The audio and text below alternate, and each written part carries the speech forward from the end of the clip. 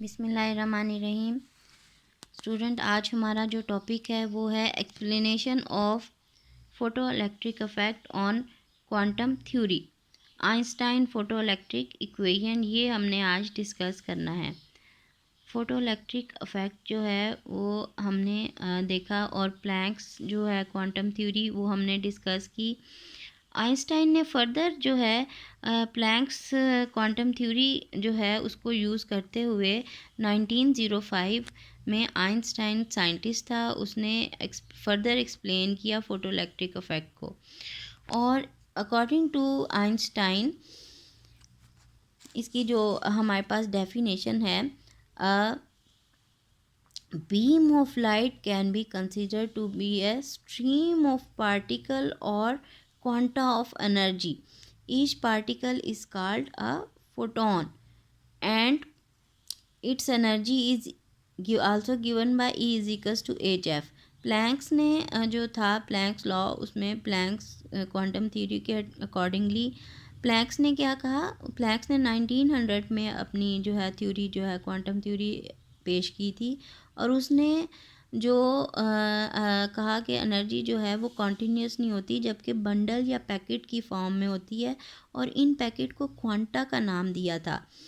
अब जो है उसने आइंस्टाइन ने कहा कि वो जो क्वांटा है वो उसको फोटोन उसने फोटोन का नाम दिया उसी क्वांटा को, जो बंडल या पैकेट की फॉर्म में जो एनर्जी जो है उसकी डिस्ट्रीब्यूशन है, या एनर्जी की जो है उसको उसको कंसीडर किया जा रहा है, वो क्या है, वो जो क्वांटा जो है बीम ऑफ पार्टिकल, जो क्वांटा का नाम दिया गया था प्लैंक्स ने, वो आइंस्टाइन ने उसको फोटोन कहा। और उसकी वैल्यू जो है, उसकी एनर्जी जो है फोटोन की, वो हमारे पास क्या है, hf के इक्वल है।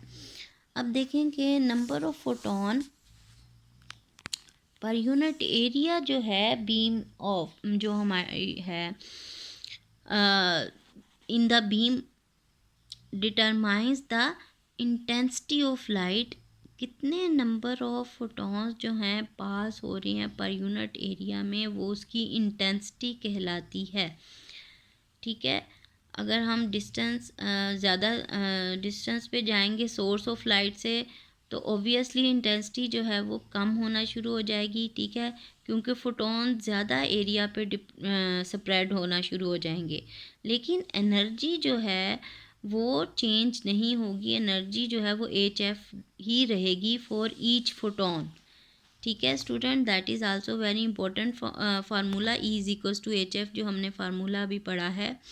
आइंस्टाइन ने प्रपोज किया कि जब फोटोन जो हैं लाइट के किसी मेटल के ऊपर इंसिडेंट होते हैं, फॉल होते हैं, स्ट्राइक करते हैं फोटोन, तो क्योंकि लाइट, उसने कहा लाइट कंसिस्ट ऑफ फोटोन्स, तो फोटोन्स की फॉर्म में वो स्ट्राइक करती है मेटल सरफेस को, या तो it is either reflected without any reduction in its energy, और it transfers its total energy to a free electron of the metal. जब फॉल होंगे फोटॉन्स मेटल सरफेस के ऊपर, या तो ये रिफ्लेक्ट बैक हो जाएंगे, ठीक है, और उनकी एनर्जी में कोई जो है रिडक्शन नहीं होगी, या अपनी सारी एनर्जी जो है वो फ्री इलेक्ट्रॉन्स को दे देंगे मेटल को। जो मेटल जिसके ऊपर स्ट्राइक कर रहे हैं वो सारी की सारी एनर्जी जो अपनी इलेक्ट्रॉन्स में ट्रांसफ़र कर देंगे फोटोन। तो मिनिमम एनर्जी जो है रिक्वायर्ड है ताकि इलेक्ट्रॉन को निकाला जा सके मेटल सरफेस में, वो क्या कहलाता है, उसका वर्क फंक्शन कहलाता है। क्योंकि हमें कुछ ना कुछ काम वो फोटॉन्स कर रहे हैं ना, काम कर रहे हैं, वर्क कर रहे हैं, ताकि वो उसको इजेक्ट कर सके, इलेक्ट्रॉन को निकाल सकें सरफेस में से, मेटल सरफेस में से। So that is known as work function and it is denoted by phi. That is also very important definition. Student, it could come in MCQs. The minimum energy required to liberate an electron from the surface of metal is called its work function, and it is denoted by phi. It is a characteristics of a metal. हर एक metal का ये अपना अलहदा characteristics है, अलहदा work function होगा। Therefore it is different for different metals. Einstein explained that a photon of energy hf can eject an electron if hf is greater than 5. जितनी energy जो है एनर्जेटिक फोटॉन्स आ रहे हैं उनकी एनर्जी जो है वर्क फंक्शन जो है उससे ज़्यादा होगी तो इलेक्ट्रॉन जो हैं वो निकलेंगे.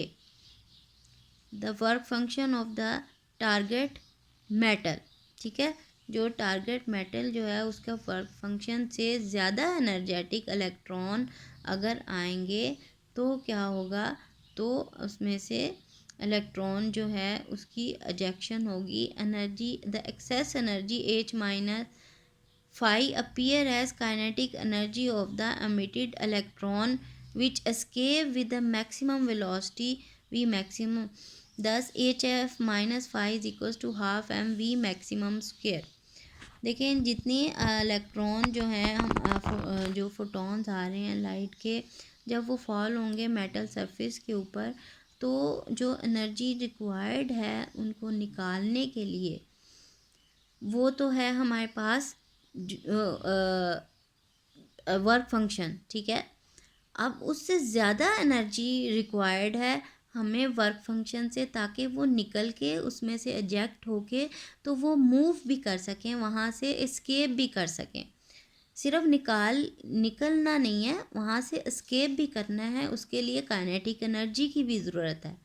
So H F is greater than 5 and the difference between hf minus 5 is equals to half mv maximum square. यानी कि जो इलेक्ट्रॉन जो निकलेंगे वो निकलने के बाद वो सारी की सारी बाकी एनर्जी जो है वो उसके मूव करने में काइनेटिक एनर्जी में यूज़ होगी, यूटिलाइज होगी. So this is the very important equation and that is the Einstein photo electric equation.